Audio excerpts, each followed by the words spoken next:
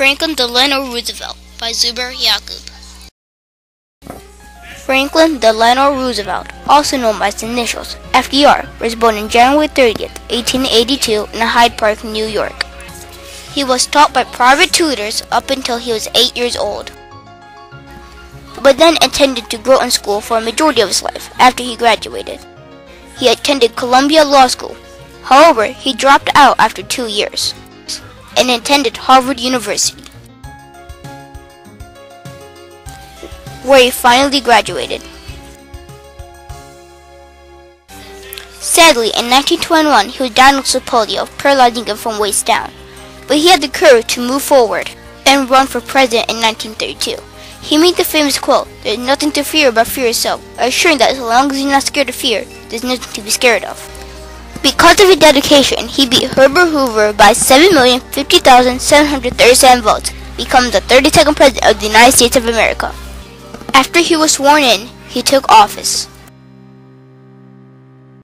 While he was president, the stock markets crashed because of what we now know as the Great Depression. President Roosevelt, knowing the crisis that the U.S. was in, ran for a second term, beating Alf Landon by landslide. 4 years later, the Great Depression was still raging. Then FDR decided to do something no one else had ever done, run for a third term. He won, beating Wendell Willkie by almost 5 million votes. On December 7, 1941, Japan attacked Pearl Harbor. After this event, thousands of Americans were killed. FDR officially declared war on Japan. A few days later, German dictator Adolf Hitler and Italy declared war on the U.S. On June 6, 1944, towards the end of FDR's third term, Hitler invaded the U.S. on what is known as D-Day. After D-Day, it is estimated that 4,000 to 9,000 people in the U.S. were killed.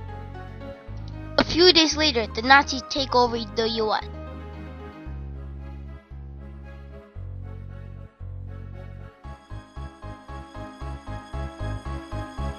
FDR ran for president for a fourth term and won, hoping to put an end to the war. But his health was failing. And sadly, on April 12, 1945, he died.